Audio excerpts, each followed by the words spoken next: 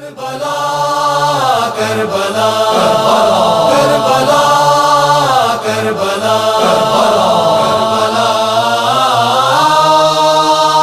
کربلا عشق میں تیرے گرفتار ہوں اے کربلا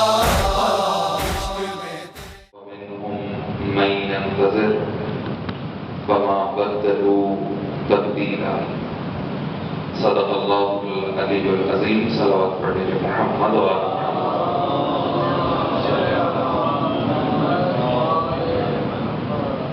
وہ عزاداران امام مظلوم جو دنیا بھر میں عزادار کے امام میں مشغول ہیں، ان تمام کی حفظ و سلامتی کے لیے صلوات پڑھیں محمد و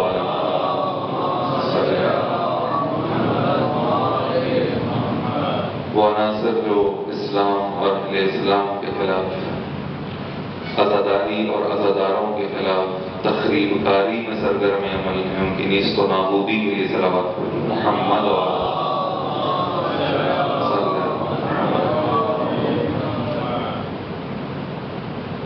ماہ محرم الحرام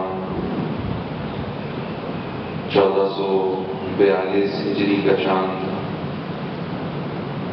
افق پر نمودار ہو چکا ہے اور آج روز اول ماہ اذان ہے. یہ مہینہ ہر اس دل کو تعزیت طرز ہے جس دل میں حسین کا غم موجود ہے، ہر اس دل کو تسلیت عرض ہے جس دل کو یہ غم آباد کیے ہوئے.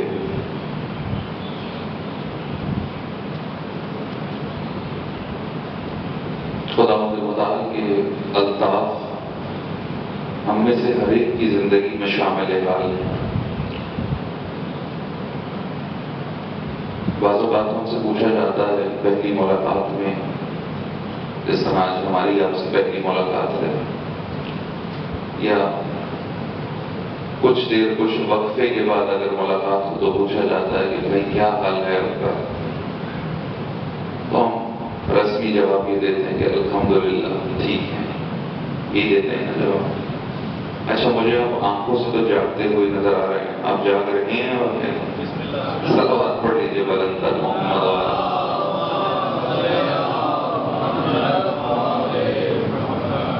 جواب میں ہم یہ کہتے ہیں کہ الحمدللہ ہم ٹھیک ہے. سامنے والے نے پوچھا آپ کا حال کیا ہے، آپ یہ بنتا ہے کہ اس کو درست اپنا حال بتایا جائے. اگر خود کو معرفت کی نگاہ سے دیکھیں اور حقیقت حال بیان کریں تو ہمیں کہنا یہ چاہیے کہ خدا کی نعمتوں میں غرق ہوں اور اس کے شکر سے غافل ہوں.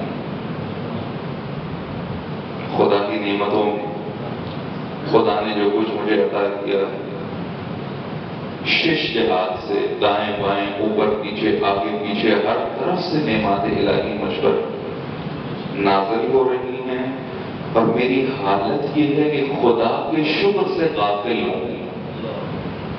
شکر خدا کا جو نہیں کر رہا. خدا تعالیٰ نے ہر انسان کو بے شمار نعمتیں عطا کی. ان تعدوا نعمت اللہ لا تحصوها.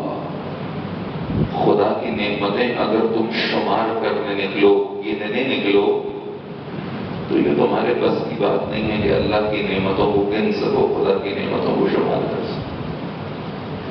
لیکن اتنی ساری نعمتوں کے بعد ہم خود یہ غور کرتے ہیں اپنی زندگی میں. ظاہر انسان کو اپنی طرف ہی نگاہ رکھنی چاہیے. توجہات ہے نا آپ کی؟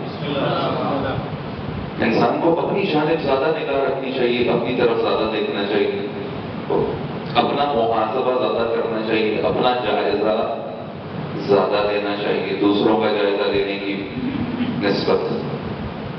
وہ اپنی طرف دیکھتے ہیں کہ دن میں کتنی دفعہ میری زبان سے شکر خدا ادا ہوتا ہے اور کتنی دفعہ میری زبان سے شکوہ بارگاہ خدا میں ادا ہوتا ہے. تو ہم یہ دیکھتے ہیں کہ شکر کم اور شکوہ شکایت زیادہ اظہار ہوتا ہے. کیوں زیادہ اظہار ہوتی کہ خدا نے ہمیں نعمتیں عطا نہیں کی؟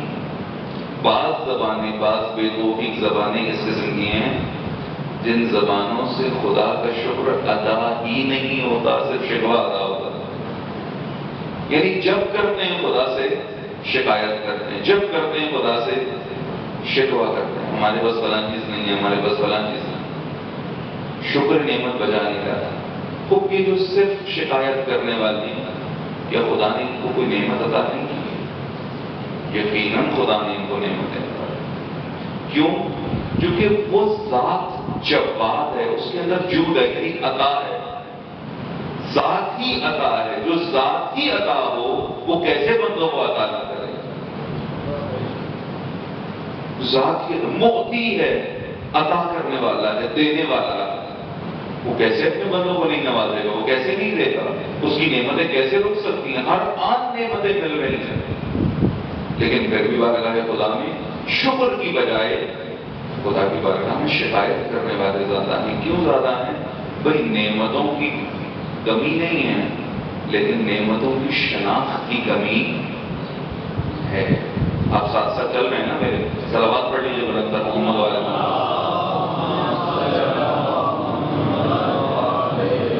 تو میں نے کیا عرض کیا آپ کی خدمت میں کہ خدا کی نعمتیں ہم سب پر ہیں، لیکن شکوہ ہم سب کی زبانوں پر. کیوں ہے یہ شکایت خدا سے ہماری زبانوں پر؟ اگر ایک شخص، مثال ہمیں ضرورت ہے 2000 روپے، ایک شخص ہمیں 2000 روپے دے دیتا ہے. اچھا دوبارہ پھر ہمیں خدا نخواستہ ضرورت پڑ جاتی ہے کچھ مال کی، اور چند روپے وہ ہمیں پھر دے دیتا ہے. اب تیسری دفعہ ہم اس کے پاس، اگر اندر حیا غیرت ہر چیز سالم ہے، بندہ واقعی بندہ ہے، تو تیسری دفعہ اس کے پاس جانے سے بڑا شرماتا ہے، کتراتا ہے. کیوں نہیں جا رہا بھائی؟ جاؤ دوبارہ جا کے مانگ لو. کہتا نہیں وہ میری ضرورت پوری کر چکا ہے. اچھا جہاں موقع ملتا ہے اس کی تعریف بھی کر دیتا ہے کہ بڑا احساس کرنے والا ہے، بڑا اچھا انسان ہے. کیوں؟ کیونکہ میری مدد کی ہے، میری ضرورت میں میرے کام آیا ہے، میں اس کا بڑا شکر گزار ہوں. جس نے 2 سے 4,000 دیے ہیں اس کے تو ہم شکر گزار ہو گئے، لیکن جس نے ہستی سے لے کر ہر نعمت عطا کی ہے اس کے شکر سے کیسے غافل ہو گئے؟ اس کے شکر سے اس لیے غافل ہو گئے کہ وہ 2-4 ہزار ہماری نظروں میں ہیں، لیکن اللہ کی دی ہوئی ہزاروں نعمتیں ہماری نظروں میں نہیں، ہماری نگاہوں میں نہیں. اور اللہ تعالیٰ چاہتا ہے، خدا کا ارادہ یہ ہے، پروردگار کا ارادہ یہ ہے کہ خدا اپنے بندوں کو نعمتوں سے نوازتا ہی چلا جائے، کبھی بھی روکے مت، نعمتیں کم نہ کرے، بلکہ نعمت عطا ہی کرتا چلا جائے، دیتا ہی چلا جائے. کیوں؟ کیونکہ وہ جواد ہے، اس کے اندر جود ہے، اس کے اندر عطا ہے. خدا عطا کرنا چاہتا ہے، خدا دینا چاہتا ہے. لیکن آپ اگر تبرک تقسیم کریں یہاں پر تو آپ کے ہاں بھی دینے کا قاعدہ ضرور ہے. ایسا ہے نا؟ اگر 3 یا 4 دروازے ہیں ایک ہال کے تو ہم 3 بند کر کے ایک دروازے سے دیتے ہیں. کیوں؟ کیونکہ مومنین بڑے بازوق ہیں اور تبرک کا احترام بھی زیادہ کرتے ہیں، تناول بھی زیادہ کرنا چاہتے ہیں. لہذا اگر سارے دروازے کھلے رہے تو پھر بار بار سب گھوم کے آتے رہیں گے ہر دروازے سے. تو ہم کہتے ہیں نا برابر تقسیم ہو، سب کو برابر ملے. بس ہمارا اصول یہ ہے کہ ایک دروازہ کھلا رکھے تاکہ اسی دروازے سے سب گزرتے چلے جائیں، لیتے چلے جائیں. ہم عطا کر رہے ہیں لیکن ایک دروازہ کھلا ہے. خداوند متعال عطا کرنا چاہتا ہے، دینا چاہتا ہے، لیکن قاعدے کے تحت دینا چاہتا ہے. قاعدہ کیا ہے خداوند متعال کا؟ قرآن مجید کے سورہ ابراہیم ظاہراً آیا 7 یا 8 اس میں خداوند متعال کا اعلان ہے کہ خدا اعلان کرتا ہے، سنو تمہارے لیے کہ میں تمہیں نعمتیں دینا چاہتا ہوں، تمہیں نعمتیں عطا کرنا چاہتا ہوں. تیار ہو نعمتیں لینے کے لیے؟ فرمایا لَئِن شَكَرْتُمْ لَأَزِيدَنَّكُمْ، اگر تم نے میری دی ہوئی سابقہ نعمتوں پر شکر کیا میں نعمتوں میں اضافہ کرتا چلا جاؤں گا. وَلَئِن كَفَرْتُمْ، لیکن دیکھو کیونکہ تم بھی تو دو ہی کام کر رہے ہو، یا میری نعمتوں کا شکر کرو گے یا میری نعمتوں کو کفر چھپا دینے کو کہتے ہیں۔ اللہ کی ہزار نعمتیں لینے کے بعد اللہ سے شکوہ کرنے کا کیا مطلب ہے؟ کہ اس کی جتنی دی ہوئی نعمت تھی ہم نے اپنی نظروں میں چھپا دیا ہے، کسی خاطر میں نہیں لائے، توجہ ہی نہیں کی ان نعمت کی طرف، اس وقت نعمتیں چھپ گئی۔ کفر کیا تو خدا تعالیٰ کا فرمانا ہے ان عذابی لشدید، تو پھر دیکھو ہمارے پاس تمہارے لیے عذاب ہے اور وہ بھی بہت شدید عذاب ہے۔ بس نعمتوں کی قدردانی کرو تاکہ نعمتیں عطا ہوتی چلے جائیں۔ مومنوں نعمت کہتے کس کو ہیں؟ جی جب ہم سے پوچھا جاتا ہے نعمت کسے کہتے ہیں، ہم اشارہ کر کے انگلی رکھ کے کہہ دیتے ہیں پانی نعمت ہے، آنکھ نعمت ہے، کان نعمت ہے، مال نعمت ہے، تو اولاد نعمت ہے۔ لیکن اب آپ دیکھیے کہ اسی پانی کو پی کے کئی سارے ڈائریا کے مریض ہو جاتے ہیں یا نہیں ہو جاتے؟ خراب ہو جاتا ہے، مریض ہو جاتے ہیں۔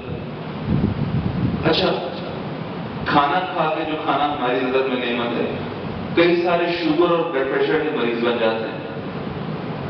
توجہ ہے نا؟ آپ میری طرح سو تو نہیں رہے، صلوات پڑھیے بلند کر محمد و آل محمد۔ میں ذرا اس لیے تھکا ہوا ہوں کہ چٹوال میں میرا آج پہلا دن ہے، میرے ساتھ سفر کی تھکاوٹ ہے، لیکن آپ گرم جوشی کے ساتھ انشاءاللہ ساتھ دیجیے تاکہ یہ مطالب آپ تک منتقل ہوتے رہے۔ نعرہ تکبیر، نعرہ رسالت، نعرہ حیدری، یکزبان نعرہ حیدری۔ بسم اللہ۔ اگر یہ نعمت ہے تو یہ نعمت بیمار کیوں کر رہی ہے؟ کئی سالوں کے پاس مال ہے لیکن مال ہی نے انہیں گمراہ کیا ہوا ہے، مال نے انہیں متکبر کیا ہوا ہے، مال نے انہیں غرور میں مبتلا کیا ہوا ہے، مال انہیں نظریں چھپانے نہیں دیتا، اتنا غرور بڑھ چکا ہے کہ مال انہیں خدا کے سامنے سر جھکانے نہیں دیتا۔ وہ خدا کے سامنے بھی مغرور، خدا کے سامنے بھی غرور کے عالم ہے۔ مال تو نعمت تھا، غذا تو نعمت تھی، ساری چیزیں کیسے یہ نقصان کیوں پہنچانے لگی؟ نقصان اس لیے پہنچانے لگی کہ جس کے پاس مال زیادہ وہ دلیل نہیں ہے کہ مال اس کے پاس بطور نعمت ہے، بلکہ بعض اوقات مال بطور سزا بھی ہو سکتا ہے، بطور نعمت بھی ہو سکتا ہے۔ کیوں؟ چونکہ نعمت، یہ بھولنا نہیں، آپ نے یاد رکھنا ہے، نعمت ہر اس شے کو کہتے ہیں جو انسان کے مقصد زندگی میں اس کی مددگار ہو، مقصد زندگی میں مددگار ہو، انسان کے کام آئے۔ خدا نے کچھ کرنے کے لیے بھیجا ہے، فارغ بیٹھنے کے لیے نہیں بھیجا۔ خوب اگر کچھ کرنے کے لیے بھیجا ہے، کوئی سفر طے کرنے کے لیے بھیجا ہے، کہیں آنے کے لیے بھیجا ہے، کہیں سے آئے ہیں اور کہیں جانا ہے، تو کیا کرنے آئے ہیں اس کی طرف توجہ کرنی ضروری ہے۔ خدا نے نعمتیں دی ہیں، کیوں؟ تاکہ وہ منزل جس تک تم نے پہنچنا ہے وہاں تک پہنچنا تمہارے لیے آسان ہو جائے۔ وہ پیدل سفر آسان ہوتا ہے یا سائیکل پر؟ سائیکل پر آسان ہے یا موٹر سائیکل پر؟ موٹر سائیکل پر آسان ہے یا گاڑی پہ؟ گاڑی پہ آسان ہے کہ جہاز پہ؟ جہاز پہ آسان ہے۔ لئن شکرتم لأزیدنکم، تم شکر کرتے جاؤ میں نعمتیں بڑھاتا چلا جاؤں گا، تم شکر کرتے چلے جاؤ میں تمہارے سفر میں آسانیاں پیدا کرتا چلا جاؤں گا، تمہارا سفر آسان در ہوتا چلا جائے گا اور تیزی سے طے ہونے لگے گا۔ وہ سفر جو تم پیدل کر رہے تھے اس میں وقت لگتا تھا، سائیکل پہ آئے تیز ہو گیا، موٹر سائیکل پہ آئے اور تیز ہو گیا، گاڑی پہ آئے تیز ہو گیا، جہاز پہ آئے بہت ہی تیز ہو گیا۔ تم شکر کرتے جاؤ میں نعمتیں بڑھاتا بتاتا چلا جاؤں گا. لیکن یاد رکھنا نعمت ہر وہ شے ہے جو تمہیں مقصد تک پہنچا دے.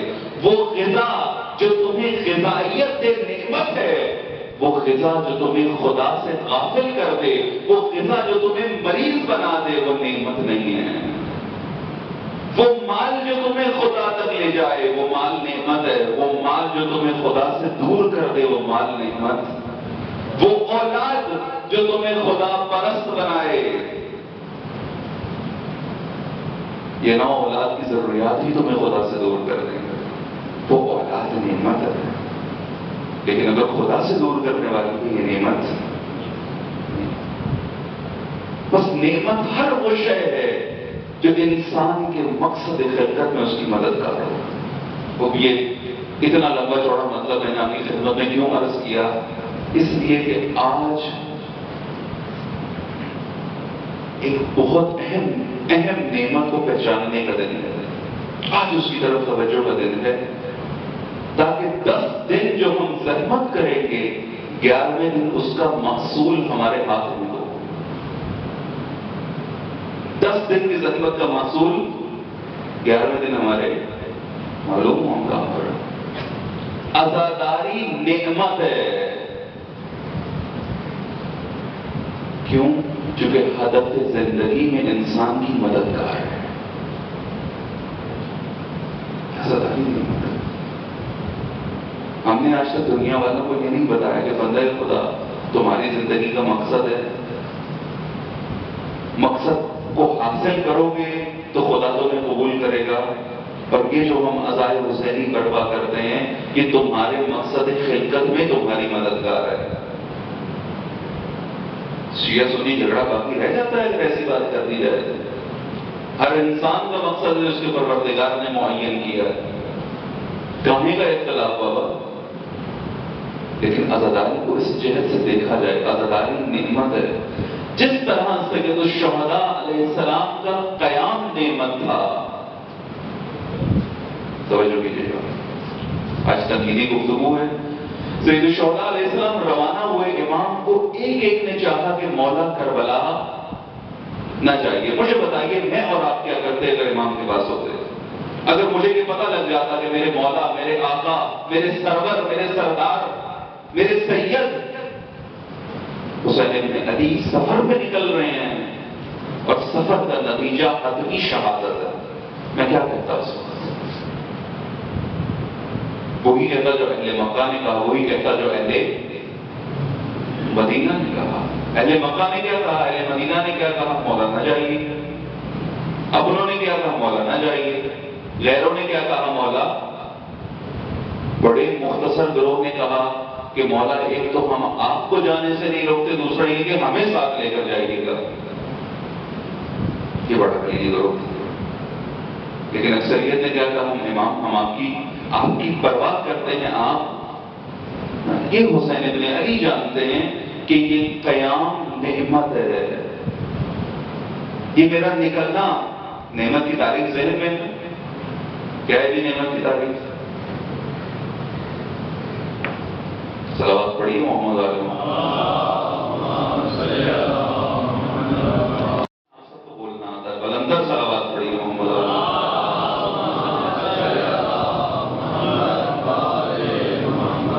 نعمت ہر وہ شے جو مقصد زندگی میں انسان کی. آپ میری آواز سے ہی سمجھ رہے ہیں, ایکو کی وجہ سے خراب تو نہیں ہو رہا جو میں. ہر وہ شے جو مقصد زندگی میں انسان کی مددگار ہو. قیام سید الشہداء نعمت ہے چونکہ ہدف زندگی میں انسان کا مددگار ہے. کیوں موسیٰ کو فرعون برا لگتا تھا؟ کیوں ابراہیم کو نمرود پسند نہیں تھا؟ اس لیے پسند نہیں تھا کہ خدا نے اپنے بندوں کو بھیجا ہے تاکہ خدا کی راہ پہ چلیں. فرعون و نمرود و یزید خدا کی راہ سے دور کر کے کسی اور راستے پر امت کو, قوم کو, ملت کو, بندگان الہی کو ڈالنا چاہتے ہیں. اگر امت سے یزید و فرعون و نمرود کی لعنت ختم نہ کی گئی, لوگ اپنا مقصد ہی بھول جائیں گے. امت اپنا ہدف ہی بھول جائے گی، اللہ کے بندے اللہ تک جانے کا رستہ ہی کھو دیں گے۔ بس حسین ابن علی کو رکن دین ادا کرنے سے بہتر یہ لگا کہ میں حج ترک کروں پہلے یزید گراؤں گا، حج کو چھوڑ کے پہلے یزید کو گراؤں، حج کو چھوڑ کے پہلے یزید کو نابود کروں، میں قیام کروں، میں نکلوں یزید کے خلاف۔ کیوں؟ چونکہ میرا نکلنا نہیں مت ہے۔ یہ قیام قیامت تک موجود افراد کو، قیامت تک موجود بندگان الہی کے ایمان کو محفوظ کرے گا۔ عزاداری کس چیز کا نام ہے؟ قیام سید الشہداء نعمت ہے، اسی قیام کو اس زمانے میں جاری رکھنے کا نام عزاداری ہے۔ بس عزاداری سید الشہداء نعمت ہے۔ لَإِن شَكَرْتُمْ لَأَزِيدَنَّكُمْ، اگر تم نے حق عزاداری ادا کیا، اس نعمت کا شکر کیا، خدا اس کے صدقے تمہیں 1000 نعمتیں عطا کرے گا۔ دنیا والے بڑے حیرت زدہ ہیں، دنیا خوشی کا اہتمام بڑے جذبے سے کرتی ہے، یہ تشیع عجیب قوم ہے جو غم کا اہتمام بڑے جذبے سے کرتے ہیں، غم منانے کی تیاری بڑے جذبے سے کرتے ہیں، جو ایام عزا سے سب بھاگتے ہیں، غم سے سب بھاگتے ہیں۔ غم کسی کو پسند، خوشی پسند کرتے ہیں سب، غم پسند نہیں کرتے۔ کیوں غم پسند نہیں کرتے؟ غمگین ہونا نہیں چاہتے، غم اچھا نہیں ہوتا۔ دعا کرتے ہیں پروردگارا تمام غموں سے ہمیں بچا کے رکھنا۔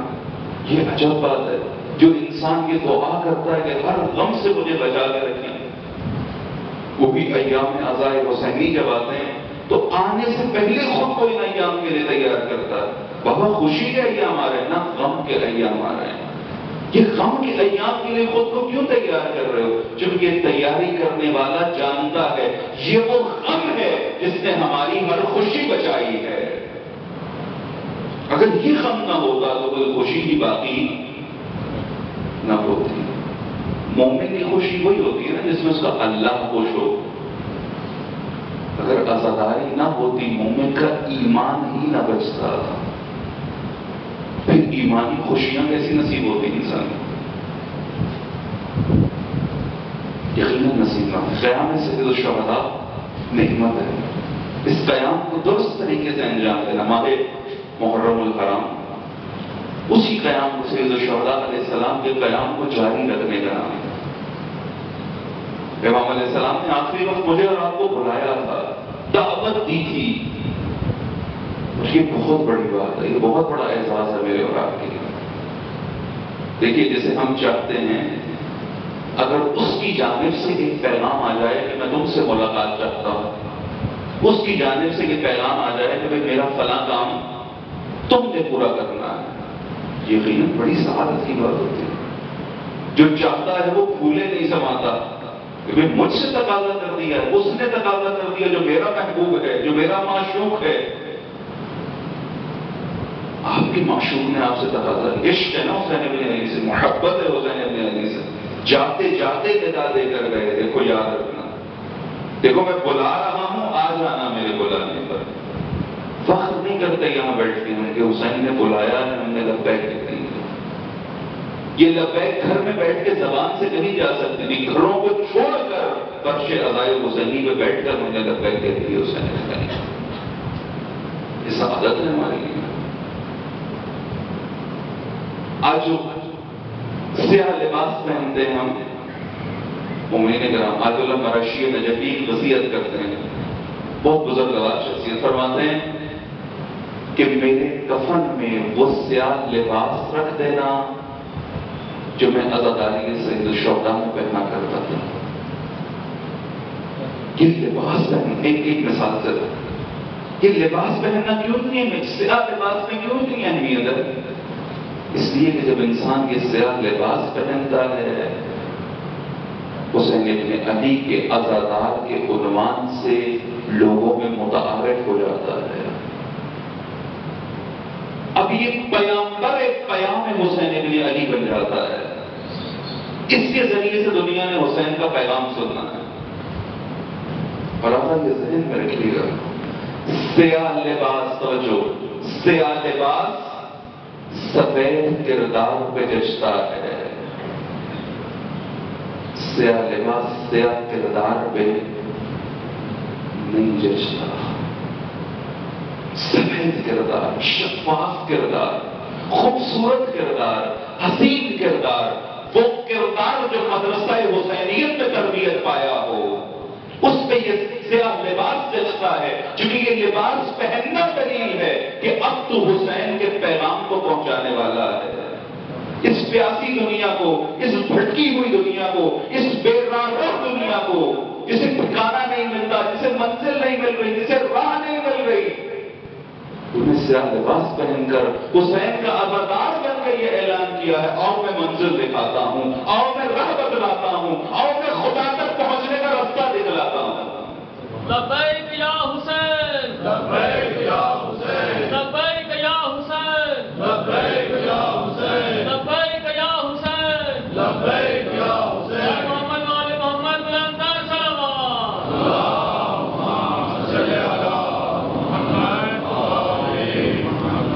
ایک بار تو پھر بلند تر صلوات پڑھیے، محمد و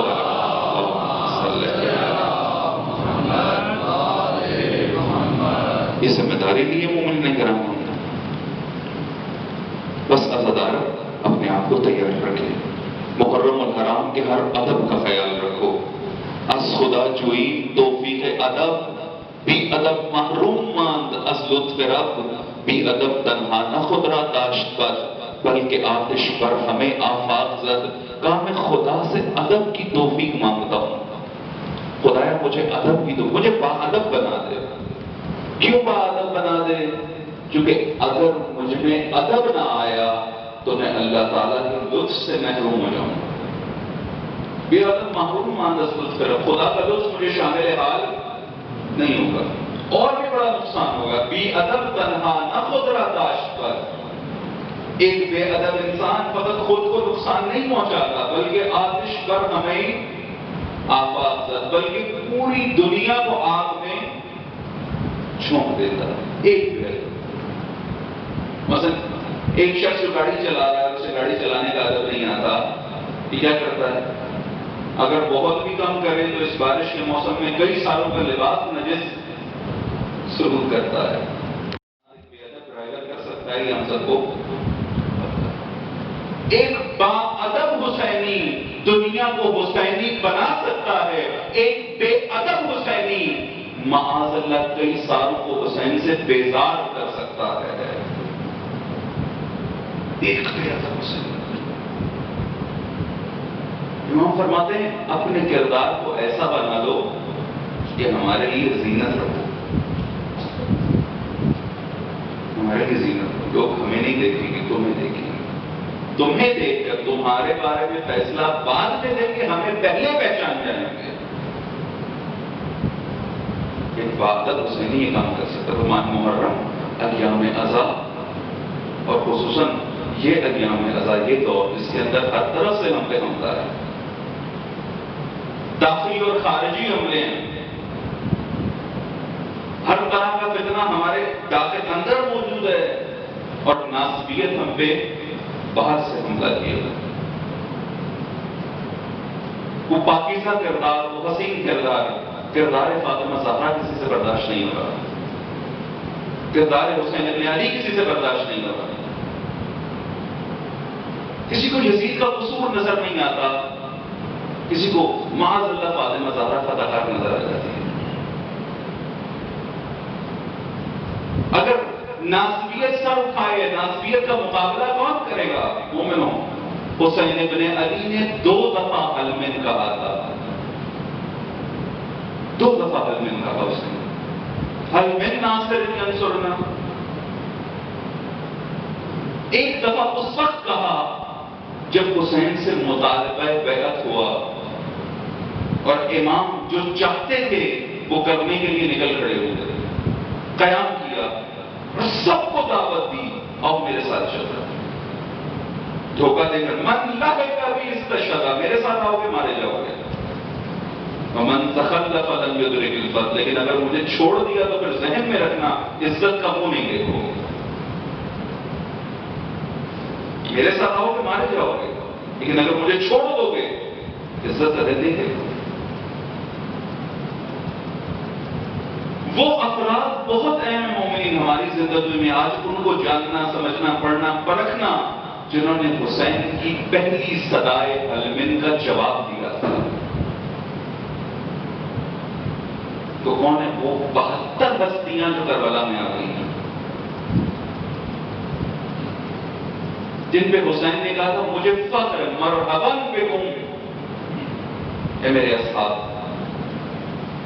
امام فرماتے ہیں مجھے جیسے اصحاب ملے، جیسے بہترین اصحاب ملے، ایسے اصحاب کسی کے پاس نہیں.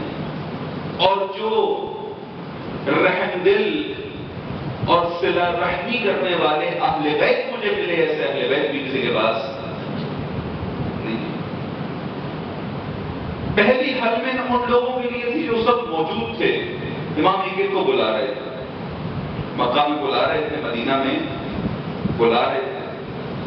حتیٰ سفر کے دوران امام نے خط لکھے اور بلایا والے جن کا یقین تھا کہ یہ نصرت کو پہنچے گی. اور جن افراد نے اس وقت امام کو لبیک کہا ان کا سیرت و کردار ہونا ہے. کیوں؟ کیونکہ ہم وہ ہیں جنہوں نے حسین کے دوسرے حلمن پر لبیک کہنی. ایک حلمن حسین نے آغاز قیام میں بلند کی اور ایک حلمن حسین نے قبل شہادت بلند کی کہ جہاں تک میں نے کر دیا اس سے آگے اس سفر کو جاری تم نے رکھنا.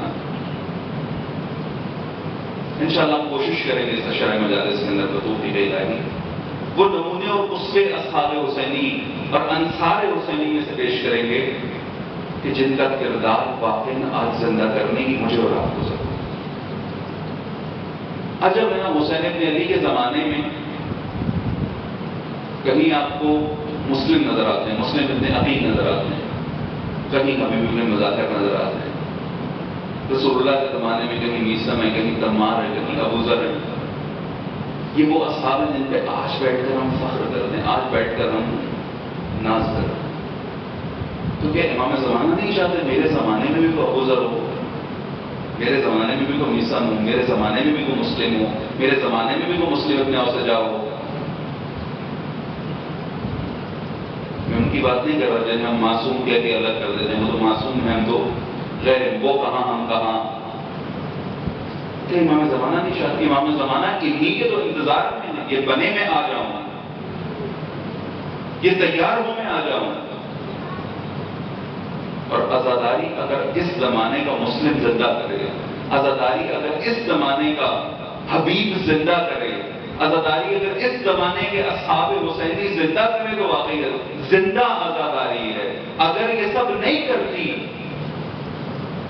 تو ہم نے ایک مشغلہ تو ضرور انجام دیا ہے، ہم نے اپنے دل کو تو ضرور خوش کیا ہے. چند آنسو بہا کر ہمارا دل مطمئن ہے، قلب حسین ابن علی ہم سے ناراحت ہے، ناراضی ہے. قلب امام زمان ہم سے ناشاد ہے.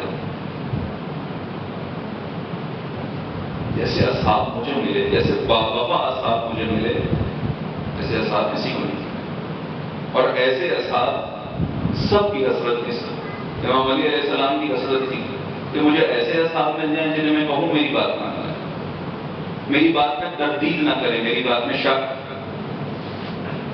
اب آج ہمارے لیے یہ بیٹھ کے سوچنا بھی مشکل ہے کہ علی کوئی بات کہیں اور ہم شک کریں. ایسا ہی ہے نا. اگر میں کسی سے پوچھوں، آپ مجھ سے پوچھ لیں کہ علی نے یہ بات کہی ہے، غلط کہی ہے، معاذ اللہ، میں کیسی بات کر رہے ہو؟ ایسی بات بھی کرنا درست، علی کہیں اور غلط کہیں تو بندہ خدا پھر یہ بتاؤ علی کا کتنا کہا ہمارے کردار میں زندہ ہے.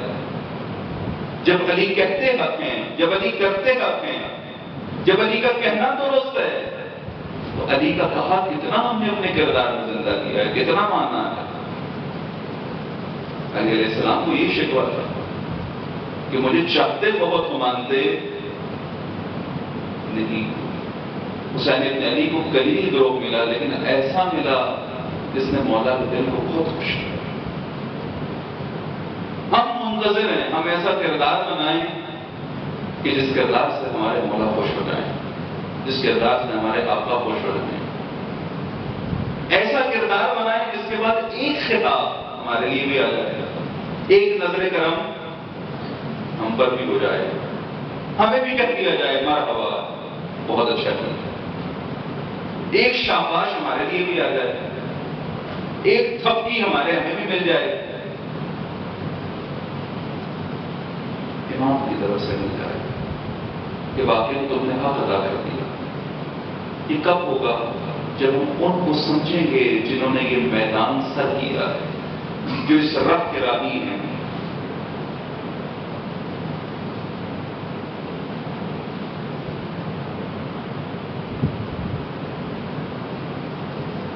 دشمن اس وقت آئمہ کو شہید کرنے میں، آئمہ کو مغلوب کرنے میں ظاہری طور پر کامیاب ہوا جب آئمہ کے اصحاب نے اپنوں نے ساتھ چھوڑا.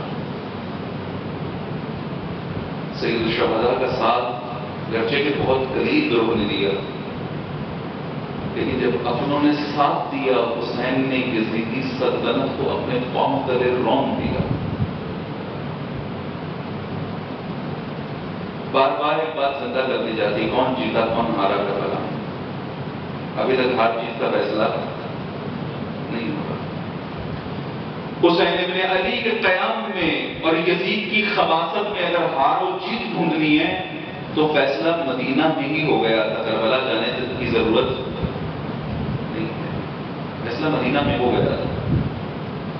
جب یزید نے اپنے پورے لشکر، اپنے جاہ و جلال، اپنی فوج، اپنی طاقت، اپنا پیسہ، اپنا تخت، اپنا تاج، اس سب کے ساتھ حسین کو کہا بیعت کرو، چوں ہی حسین نے انکار کیا یزید اسی دن ہار گیا تھا.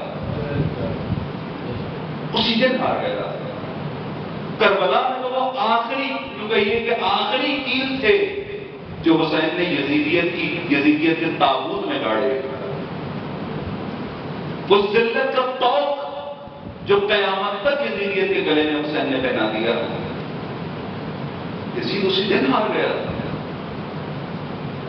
کیونکہ یزید کا کردار تو کچھ بھی نہیں تھا، اس کے پاس صرف مال تھا، اس کے پاس صرف ہتھیار تھے، اس کے پاس صرف فوج تھی، اس کے پاس صرف قبلے تھے، اس کے پاس لکھاری تھے، اور تو کچھ بھی نہیں تھا. یہ سب کے باوجود حسین نے کہا میں نہیں مانتا تمہیں.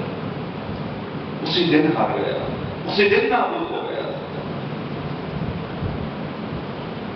لیکن جب امام کو یہ خبر پہنچی کہ اہل کوفہ نے ساتھ چھوڑ دیا ہے، اپنوں نے ساتھ ترک کیا ہے، امام نے کہا ہمارے شیعوں نے ہمیں پھر تنہا چھوڑ دیا. امام غم کس چیز کا ہے؟ یزید نے فوج بنا لی ہے، اس بات کا غم ہے. یہ اس بات کا غم ہے کہ اپنے تنہا چھوڑ، اپنے تنہا چھوڑنے کا غم اس سے زیادہ ہے. چونکہ یزید سے حسین کو لشکر کی توقع تھی، اپنوں سے حسین کو یہ توقع نہیں تھی اپنے ساتھ چھوڑیں گے. حق نہیں بنتا تھا کے ساتھ چھوڑیں. گرچہ کہ مولا آگاہ تھے کہ کوفی کیسے، لیکن اپنوں کو حق نہیں بنتا تھا. سید الشہداء علیہ السلام بہت مظلوم ہیں، لیکن علماء کرام نے ہستی کو مظلوم اول لکھا ہے. یہ شخصیت مظلوم اول ہے، اور وہ ہستی امیر المومنین علیہ السلام کی ہستی ہے. تو حسین ابن علی بہت مظلوم ہے، لیکن علی مظلوم اول ہے. 3 دن کی بھوک پیاس میں بس پشت گردن ذبح ہونا آسان ہے، 25 سال خاموش بیٹھ کر یہ کہنا کہ میری آنکھ میں کانٹا ہے، نہ کھول سکتا ہوں نہ بند کر سکتا ہوں، میرے گلے میں ایسی شے پھنسی ہوئی ہے، نہ اگل سکتا ہوں نہ نگل سکتا ہوں. بعض اوقات وہ مظلومہ جس کے بارے میں رسول اللہ کا فرمان تھا کہ اگر علی نہ ہوتے زہرا کا اف نہ تھا.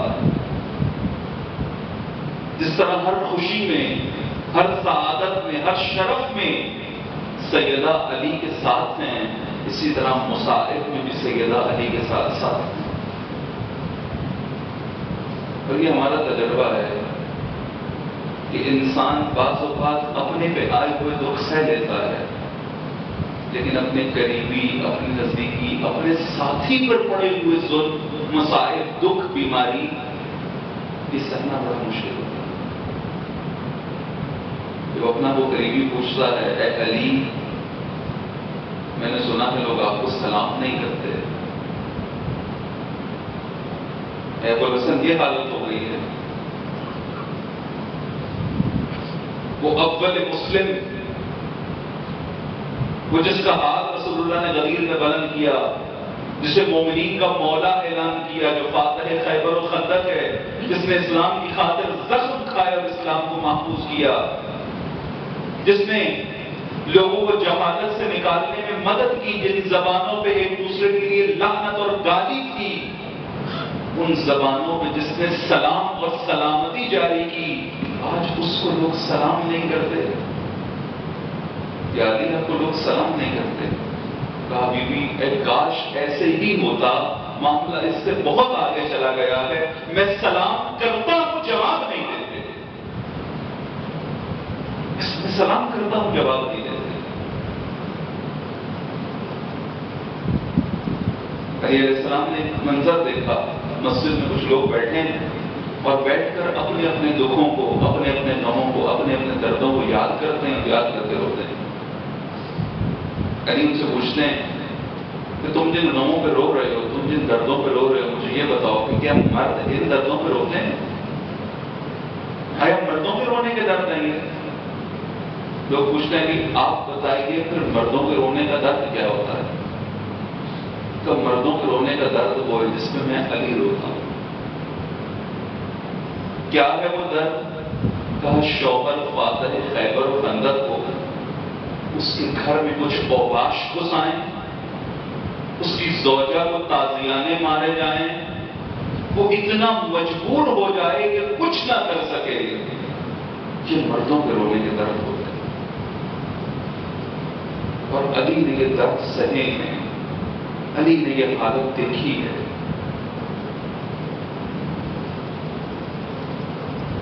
منظر یہ ہے کہ علی کے در پہ چند لوگ ہیں، تقاضا کرتے ہیں علی کو باہر نکالو، پر ان دروازے کو آگ لگا دی۔ جناب سیدہ آگے بڑھ کے کہتی میں رسول کی بیٹی، میں فاطمہ ہوں، تم لوگ کون ہو؟ جواب دینے کی بجائے دروازے کو آگ لگا دیتے۔ دروازہ ابھی جلنے بھی نہیں پاتا، کربلا میں شام غریبہ میں جلتے ہوئے خیام رلاتے ہیں۔ یہ آغاز کہاں سے ہوا؟ خیام جلانے کا، رہائش گاہ جلانے کا یہ آغاز مدینہ سے ہوا۔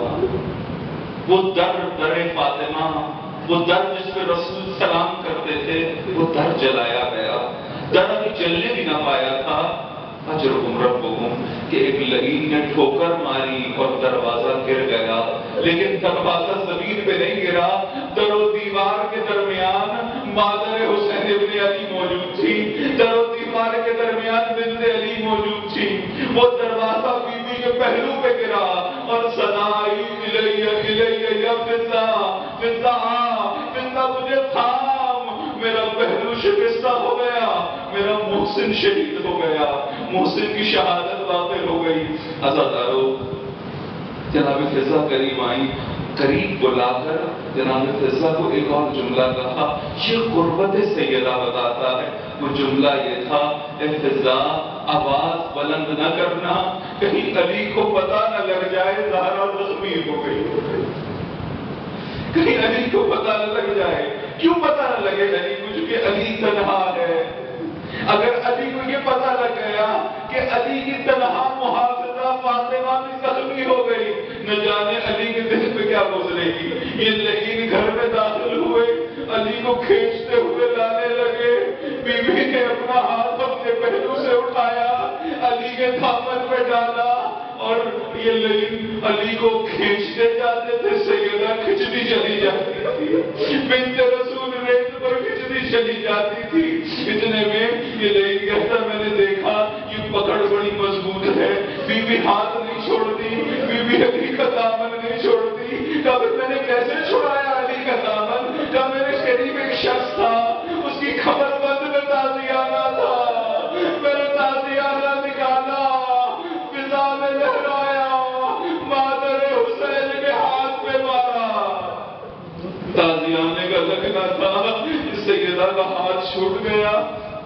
علی کو دربار لے گئے، سیدہ نے بقی کا رخ کیا اور بقی کا رخ کر کے بارگاہ خدا میں چند جملے کہے. یہ جملے جو جگر تڑپاتے ہیں، یہ جملے جو دل تڑپا دیتے ہیں.